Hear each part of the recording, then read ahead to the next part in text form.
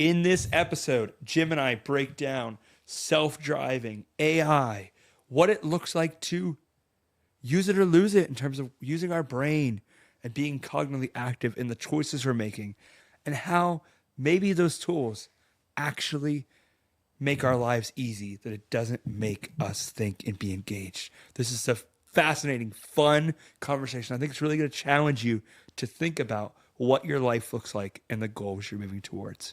Enjoy.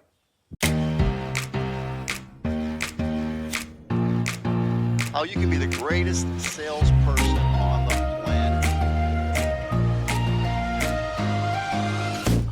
Welcome to the Rethink Sales Show. My name is Derek Kelly. I am joined by Jim Shorkey and Marshall Siamahu in the back. Hello. Sometimes we throw questions to Marshall on the fly. Jim doesn't know what I'm about to ask him, so that's always fun. And it gives you real insight just to the experience that Jim has. Jim, something we love to do, we love to talk about sales, we love to talk about business, we love to talk about health and processes, and all of that is interconnected. But something you and I have had conversation off camera about is just recognizing we both enjoy cars, right? Recognizing cars are becoming, regardless of hybrid or EV and all that stuff, they're becoming more automated. Cars are having features inside of them that help people drive more. What are your thoughts on that from a guy who loves the old cars, loves doing it yourself? Yeah. Okay. Give me both of your thoughts. Well, let's be careful there because I'm not the dealer. I'm Yeah, not involved right. in the car Yep. business any longer. Yep. I am outside of the business. I don't get involved, and it has to be that way because I take control, tend to Yeah. take power and all that. So I don't want to do that. Yep. But I can only give you my own personal Sure. feelings about it. Yeah. And I think it's a very slippery slope. And I'm a big believer in the idea, Marshall, that use it or lose it. And I wonder with AI, to start with that, if we're not going to lose the ability to critically think. Because if I don't have to critically think as a result of how do you say Yes, that? ChatGPT. Never done it. I don't want to do it. I'm an old guy, maybe, whatever. Right. I'd rather, Jim Shorkey, and this is not advice to anybody, but I would just much rather do my own research. And I think the fact that I can figure it out on my own, I think is a powerful quality. If we depend too heavily on something like AI, over time, are we going to lose the ability to think? Yeah, we could, because we're so used to maybe it doing a lane change for us instead of Jim signaling the lane change, making the lane change, understanding the space you have between the car behind you and where you're heading. Let's go further than that. So Marshall and I are car enthusiasts, and he likes the sports cars, as do I. So is there a difference between driving a car with an automatic transmission versus a standard transmission? Oh, it's a lot different. Well, forget the fun. I don't want you to think fun. Okay. Let me ask you a question. When you're driving a standard transmission, okay, Yeah. which is actually a very complicated thing, Yeah. you do it, Yeah. so it's not complicated for you. But tell me what's making the car shift.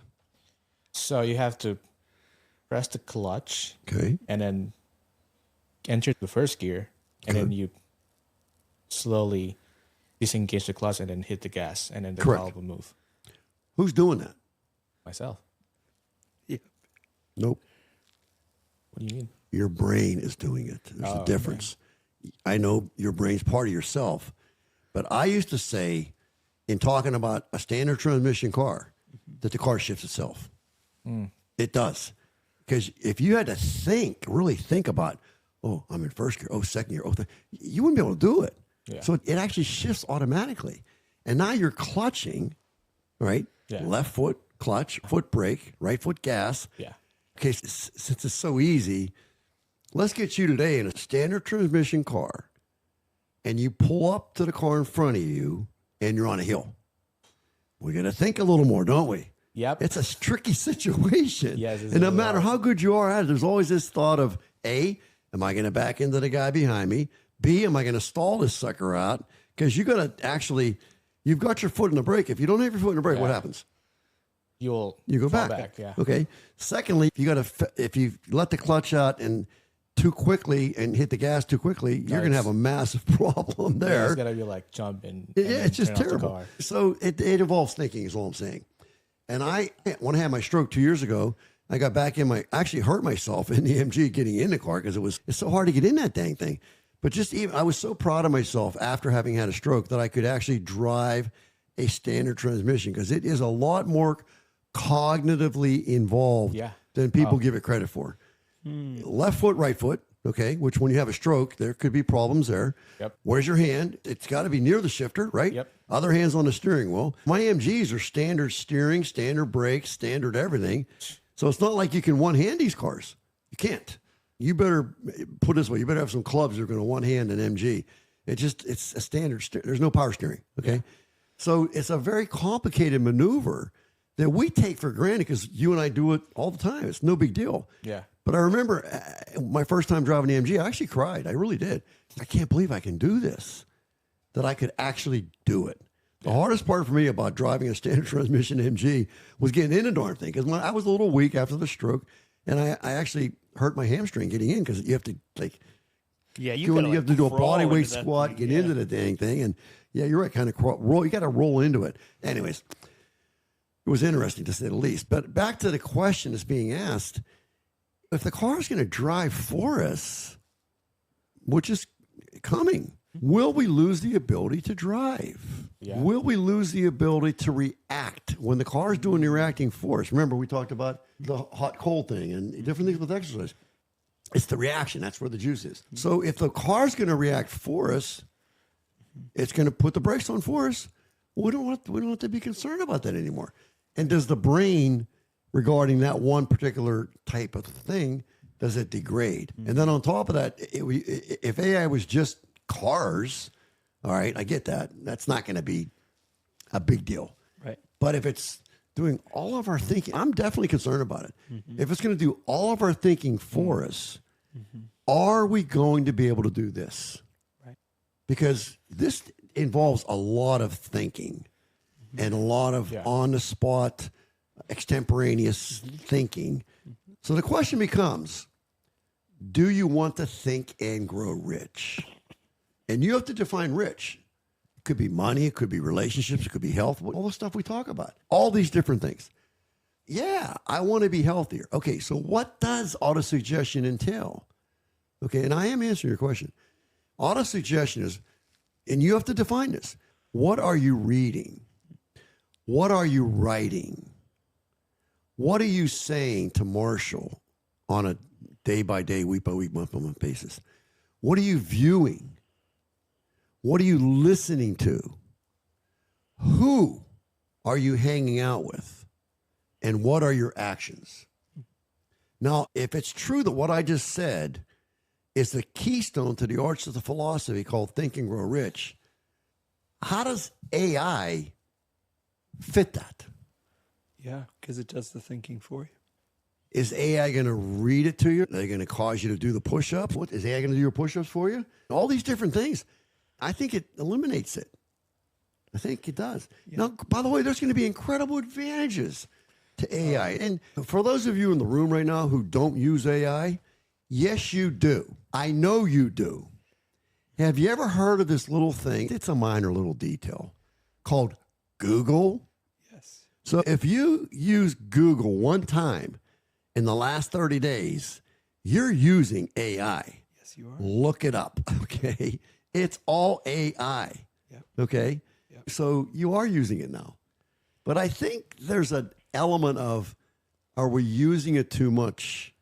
And that's what scares me about the cars. I want to drive my cars, man. I do. I love driving. Yeah. I don't want the car being, like my one car, about the cars I have now, they're newer. I swear to God, you can't turn your head without that thing beeping at you. Like, pull over and have a cup of coffee.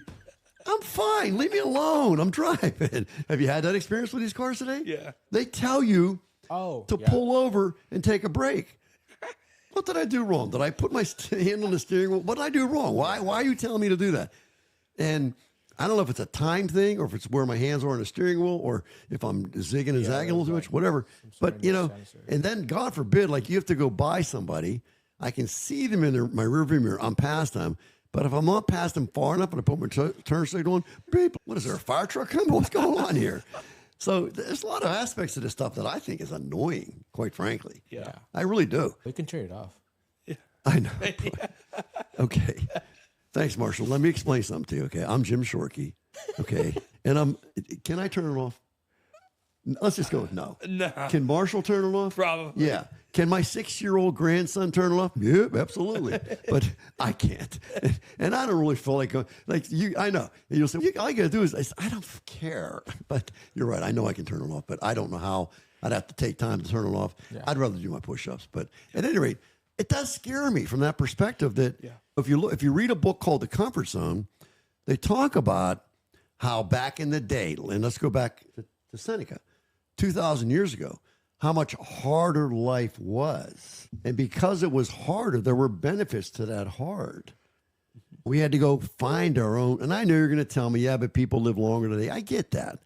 There's a lot of reasons for that. A lot of reasons for that. One is childhood mortality. 2 is antibiotics. But you know the number one reason why we live longer today more than anything else? I'll bet you won't get this. You won't get it. Sanitary stuff. Thank you. He got it. Sanitation. We used to dump our freaking excrement in the streets. Not a good idea. And then it would go into the water system. And then we would drink it because we didn't have the filter. But we'd drink this garbage. We did. Where was the water going to come from? Wherever that was flowing. Look it up. Yeah. Am I right or wrong? Oh, I bet you're right. Yeah. I'm telling you. Yeah. And so we came up with antibiotics to fight the disease. And then we got cleaner conditions in every respect. Sanitation. Even the operating room became more sanitary versus it wasn't anything like that back in the day. There's a lot of reasons why we're living longer that are beyond this comfort zone idea. The fact is that we have it too easy. We live in air-conditioned environments. We don't walk to get our food anymore. We go to the grocery store, and our hunting and gathering is with a cart, and we grab stuff off the shelf and put it in there, and our only carrying. We used to, back in the day, if we went out and we were lucky enough to get a deer, how did we get it back to camp? We're carrying that carcass of that sucker. Thank you. What did I tell you I was doing today? Carrying. How hard is that? It's hard. It's really hard. I was doing farmer's carry with, I think I did 2 different ones. One was 70, one was 80 or 60, whatever. It was heavy. And I carried a bag too. I did 3 carries today. Yeah. And it's very hard. But the guy's name is Snowden, Snowden, I believe. It's called the Comfort Crisis. Yeah. And I'm telling you, gang, I'm not a doctor. Don't take my advice. But the ease with which we have in life today is not necessarily helping. Yeah. It's too, excuse my French, it's too damn easy. Now, that said, I mentioned autosuggestion, okay, and how important that is and was and will be to me going forward. And I also have mentioned the comfort crisis. How does AI, and I'm going to leave it to you guys now, Marshall, how does AI fit into that equation? I think AI makes you way more comfortable. Yeah, AI helps us a lot. And Yeah, a lot of what we do. But you got to be careful with It does, but we got to be careful that it's not the only thing. yeah, That's the point. Yeah, I use AI every day, guys. Yeah. I do. Yeah. I love Google. Like we just did it today. We did it today. Yeah. We used AI today. Yeah. I said, you said It gives you the Seneca, AI you thought he was Greek, and I said, Yeah. no, I think they were wrong. And then it gives you an AI overview. said It Google basically it. summarizes all the research for you Yeah. and says, I here's said, the answer. Google it. It's a slick deal. it's a good tool. Yeah. Great tool. Yeah. It's a great tool. Yeah. Wow. Thank you, Jim. Thank you, guys. Leave a dolphin emoji in the comments below if you enjoyed us deep diving into self-driving, AI, how to think, right? We want to keep our brains intact for many conversations that we've had before. So let us know what you've learned. Thank you, guys. We'll see you in the next episode.